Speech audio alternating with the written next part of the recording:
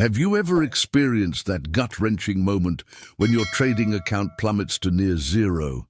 That moment when you question everything you thought you knew about the markets? If you haven't, Richard Wyckoff would argue that your education as a trader is incomplete. In the unforgiving arena of the financial markets, some lessons can only be learned through profound loss. Has this ever happened to you? That moment when you realize the markets have stripped away not just your capital, but your confidence and identity as a trader. The most successful speculators in history share a common thread in their journeys. They've all faced complete devastation at some point. Wyckoff, one of the most influential figures in technical analysis, discovered that being reduced to zero wasn't a mark of failure, but rather a necessary rite of passage. The true measure of a trader isn't found in avoiding defeat. It's in the courage, intelligence, and fortitude demonstrated when rising from the ashes of financial ruin. But before we begin, please hit the like button and let me know where in the world you're watching from today. It's always fascinating seeing who's joining us from around the world. And if you haven't already, make sure to hit that subscribe button and turn on the notification bell so you don't miss any of our future videos. Stay with me until the end, because what you're about to discover might surprise you. The counterintuitive truth that losing everything can be the greatest opportunity of your trading career. Wyckoff's journey from market genius to complete devastation and back again reveals something profound about speculation. Your greatest asset isn't the capital in your account, but the knowledge you gain about yourself and your own psychological weaknesses. When everything is stripped away, you're forced to confront the harsh reality of your mistakes without excuses or distractions.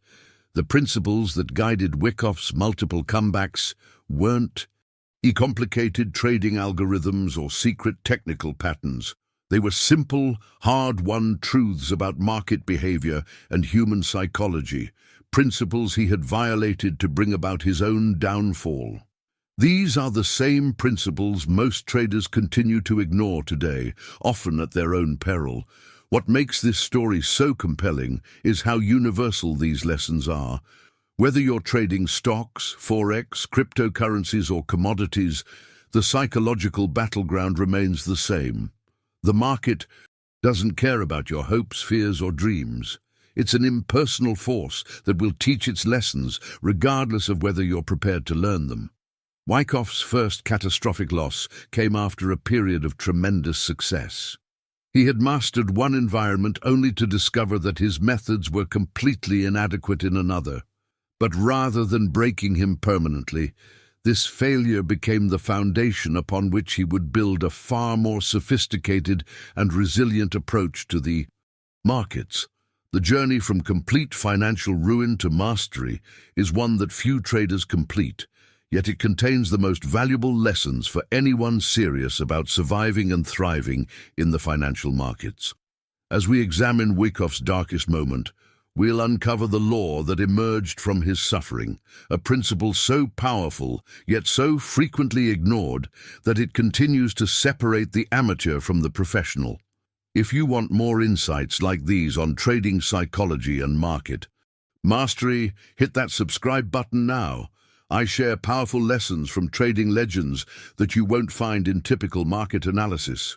What Wyckoff discovered during his initial downfall was a hidden truth about market dynamics that forever changed his mindset as a trader.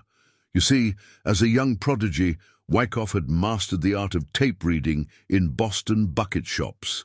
In that simple, fast-moving environment, his methods were virtually infallible.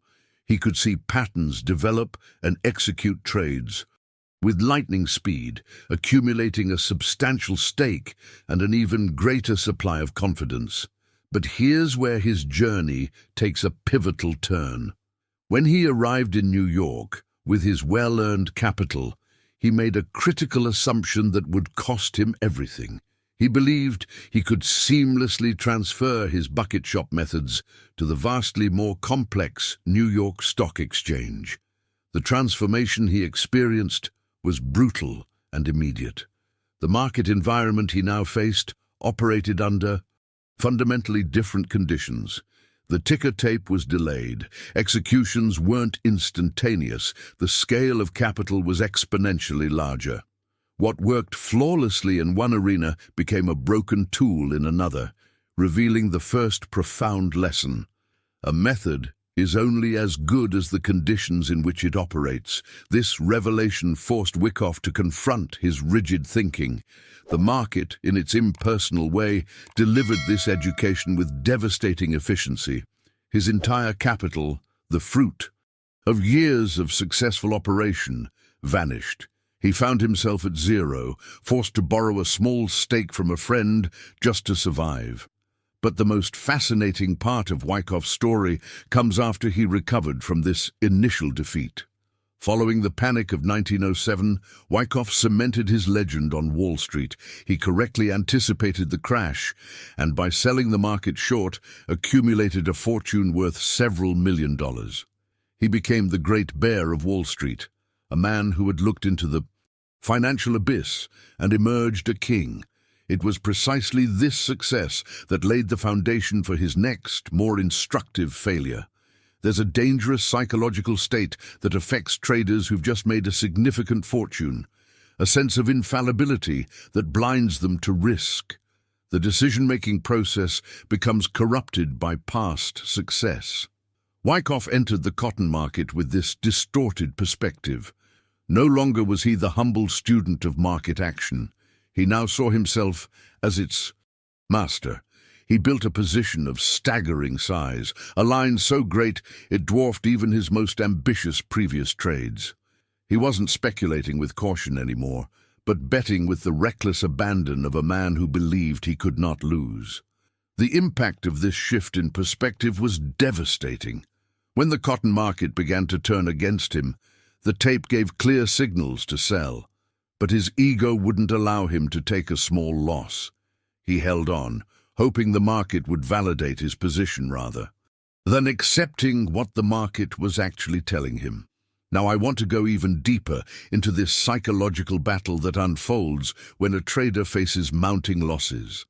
The internal struggle between what we know we should do and what our emotions drive us to do instead. If you've ever held on to a losing position longer than you should have, write in the comments. Been there, done that. I'd love to know I'm not the only one who's faced this challenge. This psychological battle becomes even more treacherous when we invite external influences into our decision-making process. What made Wyckoff's cotton market disaster particularly revealing was that he didn't just violate market principles. He betrayed his own identity as a trader. You see, behind the scenes of his catastrophic loss was a relationship with a charismatic cotton expert named Percy Thomas, whose influence had begun to override Wyckoff's own analysis. The revelation here is profound. Even the greatest market minds can fall victim to the subtle influence of external voices. Wyckoff had built his reputation on an independent reading of market action, yet in a moment of vulnerability, he allowed another's conviction to cloud his judgment. This fundamental betrayal of his own trading philosophy marked the beginning of a downward spiral. When the cotton market began signaling danger, Wyckoff faced a critical decision point. The market was speaking clearly, offering him a chance to exit with a manageable loss. But the mindset transformation had already taken hold. His identity had become intertwined with the position. Taking a loss wasn't just accepting a financial setback. It felt like admitting that both he and Thomas were wrong. His ego simply couldn't bear that burden. This is where we encounter one of the most destructive forces in a trader's journey, the overwhelming urge to win it back. When Wyckoff saw his position deteriorating rather than accepting reality, he began to hope. Hope, while beautiful in many aspects of life, is a poison in professional trading. He was no longer thinking about preserving capital. He was obsessed with being proven right. The impact of this shift from objective analysis to emotional attachment cannot be overstated. Wyckoff's decision-making had undergone a complete transformation. He had abandoned the scientific principles of speculation in favor of a gambler's desperate hope. This is the moment when a trader crosses the line from professional to amateur, regardless of their experience or previous success.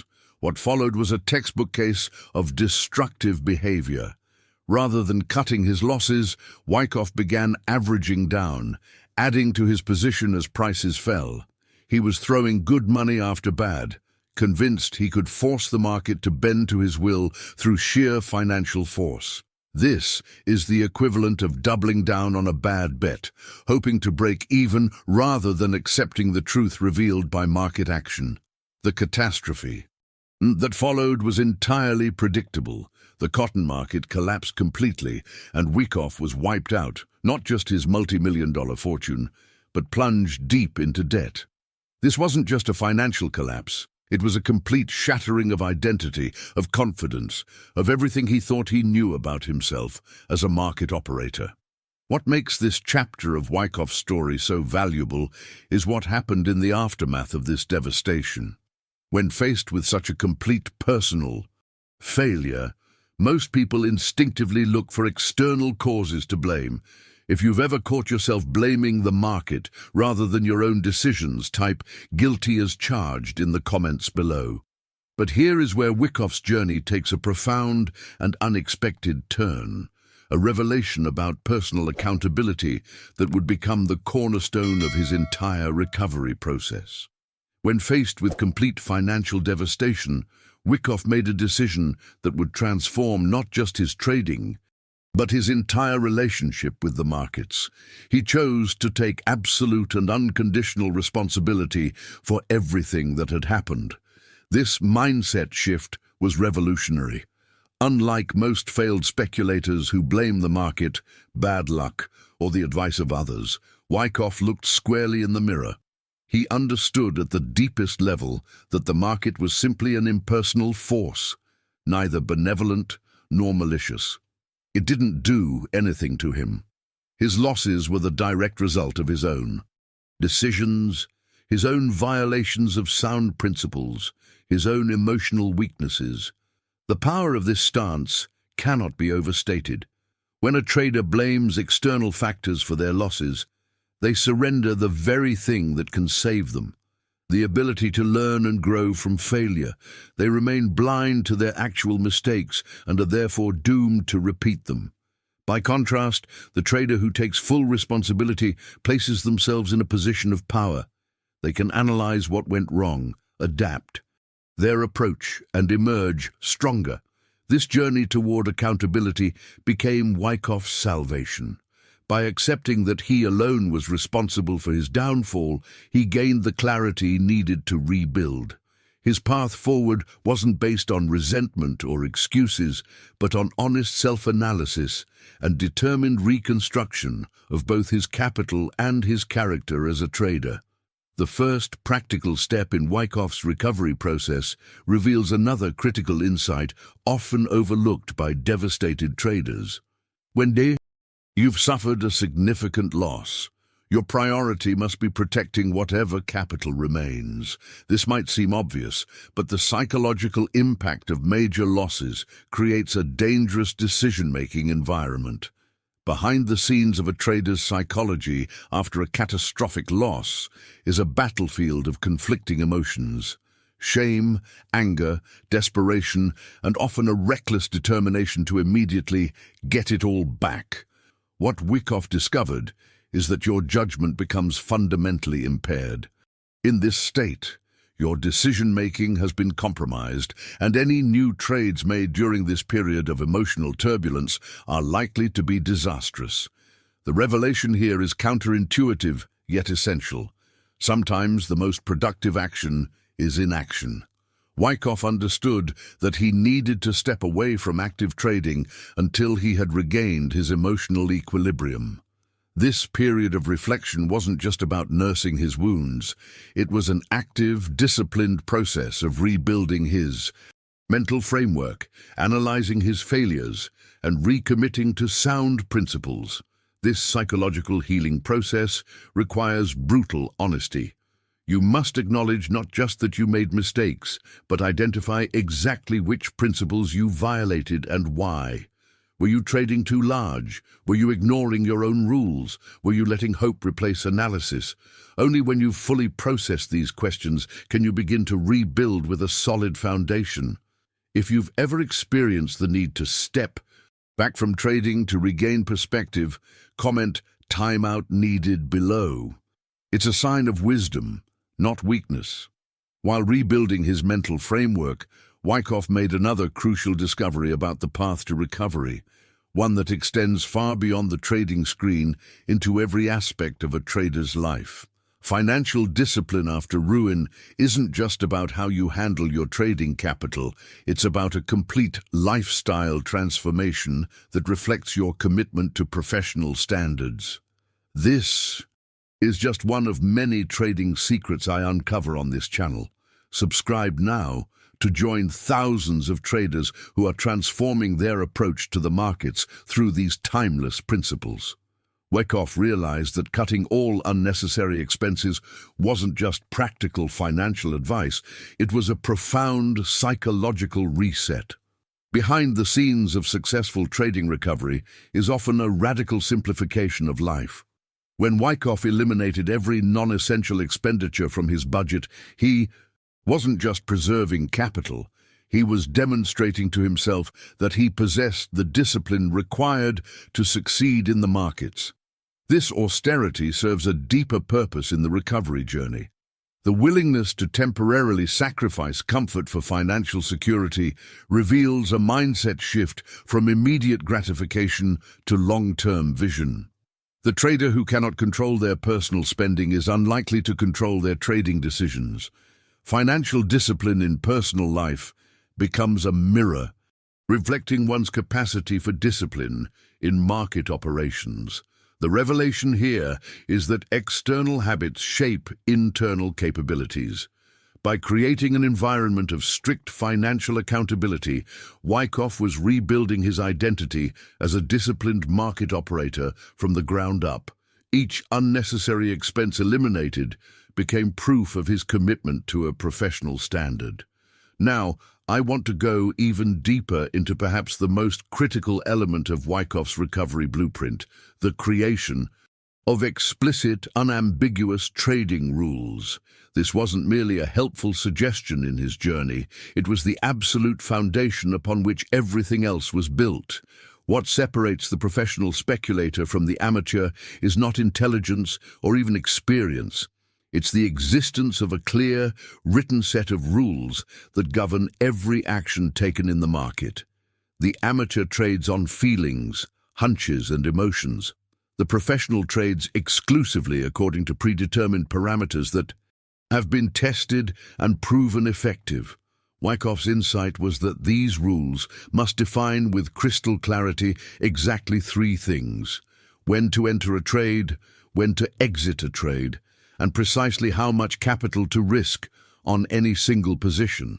The brilliance of this system is that it removes emotional decision-making from the equation entirely.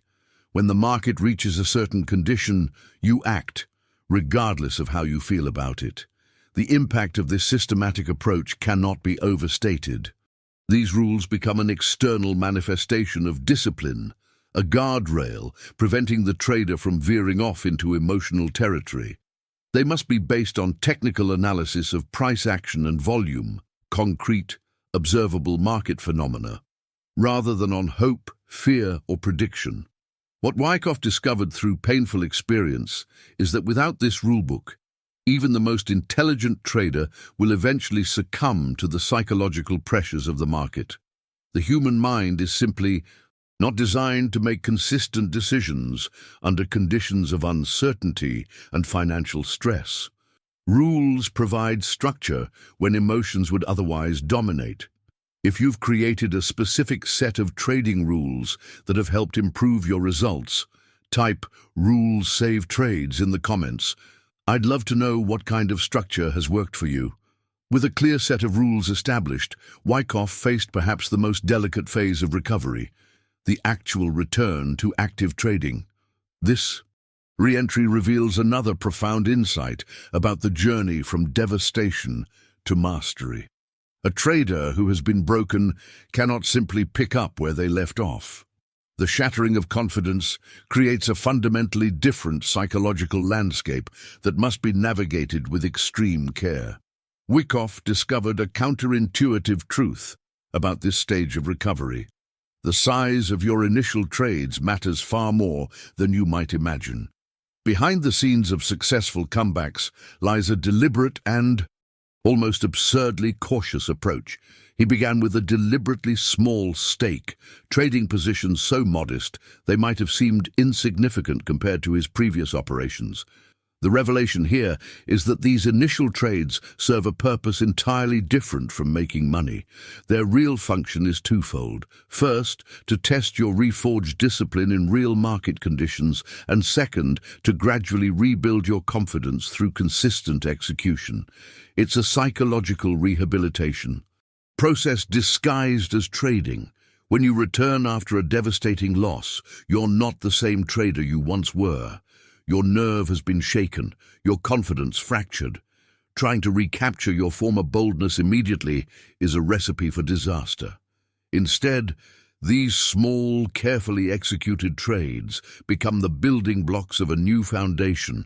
Each successful execution, regardless of outcome, reinforces your commitment to process over results. The transformative power of this approach lies in its focus. You're not trading to make a specific amount of money. You're trading to prove to yourself that you can follow your rules under pressure. Can you cut a small loss without hesitation? Can you let a profit run according to your system rather than snatching it prematurely out of fear? These are the real victories in this phase, far more valuable than any single profitable trade. Now, I want to go even deeper into what Wyckoff identified as the most psychologically challenging aspect of recovery, conquering the overwhelming urge to win it all back quickly. This destructive impulse lies at the heart of countless trading disasters, yet few traders recognize its power until it's too late. The mindset revelation here is profound. This urge isn't really about money at all. It's born of a wounded ego, a desperate desire to prove to yourself and others that your previous failure was merely an anomaly. It's the gambler's instinct masquerading as ambition, and it's the greatest enemy of the comeback. What makes this urge so dangerous is how reasonable it can seem in the moment. Just one good trade becomes the mantra, one spectacular victory to erase the memory of defeat. But the market doesn't care about your need for redemption or validation. It remains an impersonal mechanism, indifferent to your psychological wounds. The journey from this gambler's mindset to the professional's patient approach requires a complete perspective shift. You must see your recovery not as a sprint, but as a marathon, a methodical process built on hundreds of small, correct decisions, rather than a single heroic trade. Each day you resist the urge to overtrade, to risk too much, to chase the big score. That's the real victory.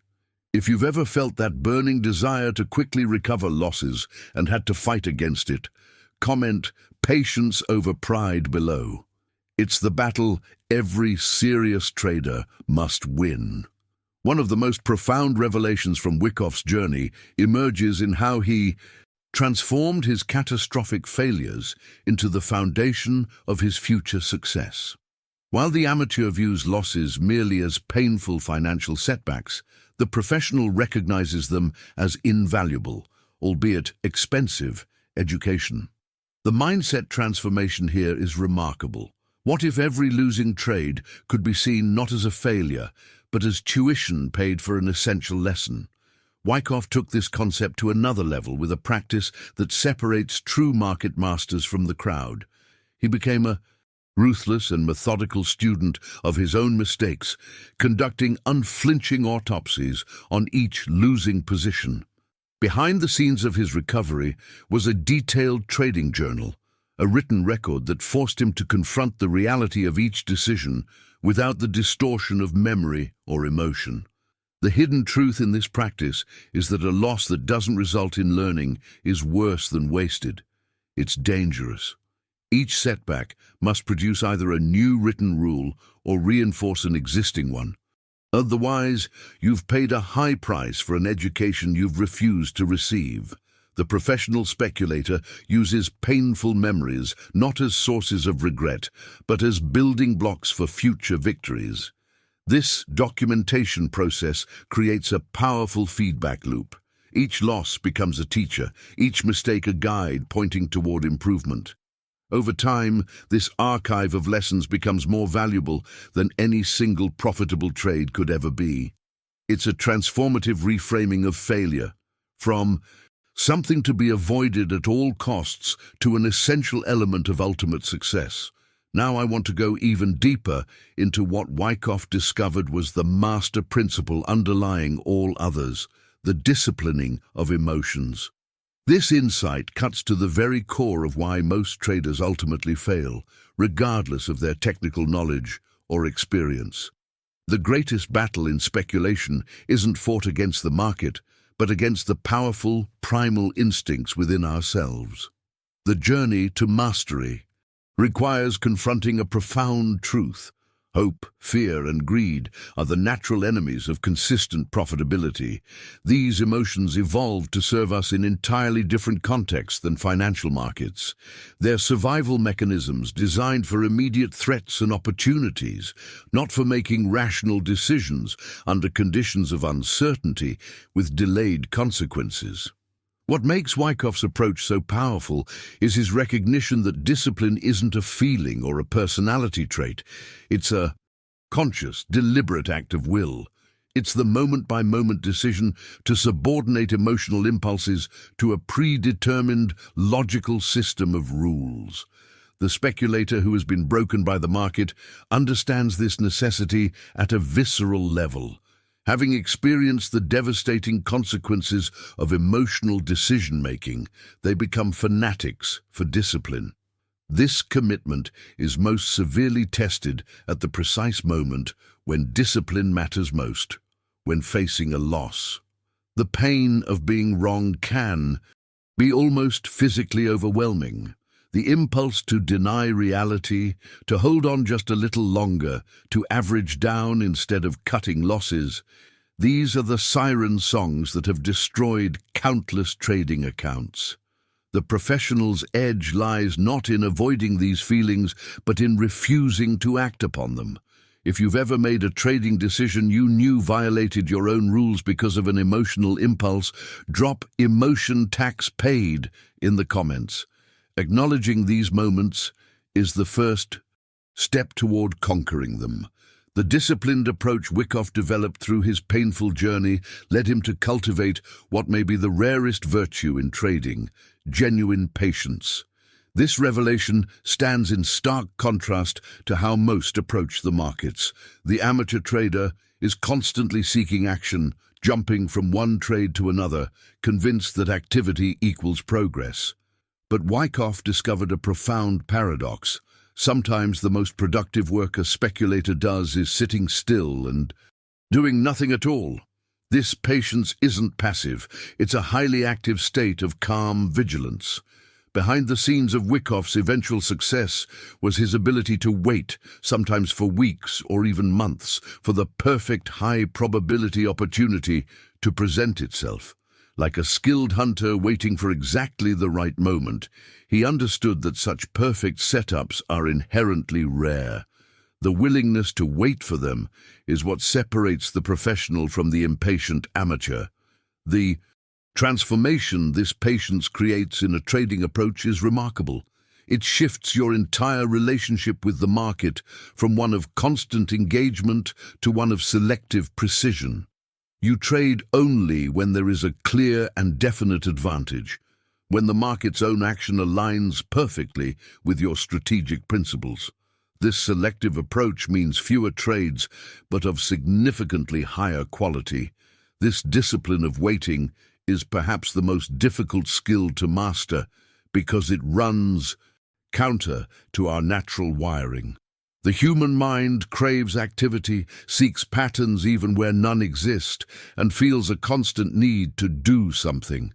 The professional speculator must overcome these powerful psychological impulses and embrace periods of inaction as essential to long-term success.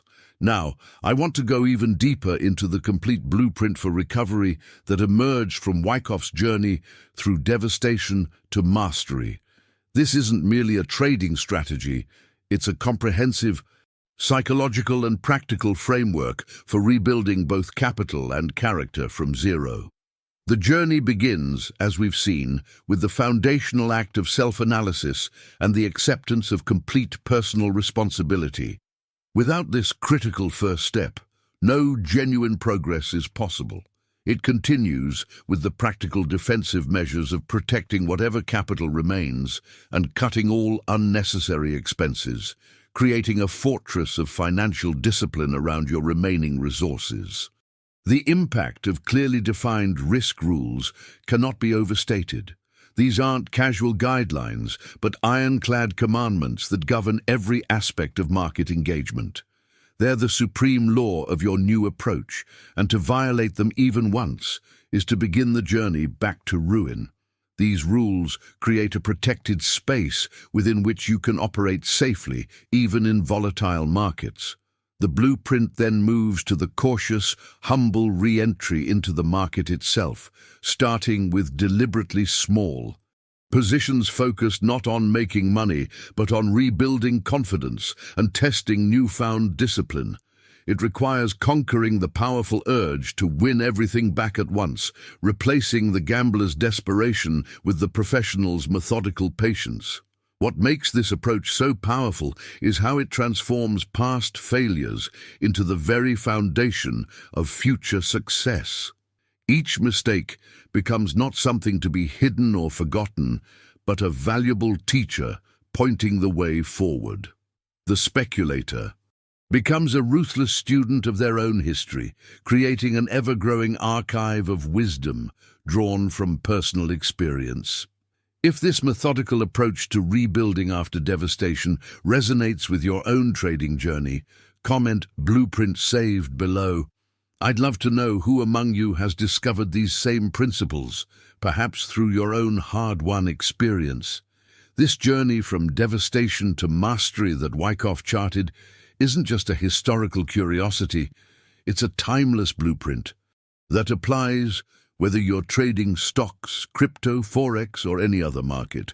The psychological battleground remains unchanged across centuries because human nature itself hasn't changed. Hope, fear, and greed still rule the amateur's decisions, while discipline, patience, and ruthless self-analysis define the professional's approach. What makes Wyckoff's story so powerful is that it offers something rare in trading education, a genuine path forward after failure. It acknowledges the reality that most serious traders will face significant setbacks, yet provides a structured roadmap for turning those painful experiences into the foundation of lasting success. If you've found value in these insights about market psychology and the path to recovery, consider subscribing to join our community of thoughtful traders. We focus on these deeper principles rather than just tactics, the timeless truths that create sustainable success in any market environment. If this examination of trading, psychology and recovery resonated with you, drop "Steel forged through fire" in the comments. I'm curious how many of you have experienced your own version of this transformative journey. And if you appreciated this deep dive into Wyckoff's hardest lessons, a simple like helps others discover this conversation too. The knowledge that helped rebuild Wyckoff's fortune might just be the missing piece for someone else's trading approach. There's a video right here on another crucial aspect of market psychology that perfectly complements what we've explored today. Click and continue with me over there, where we'll unpack another layer of what separates consistently profitable traders from the crowd.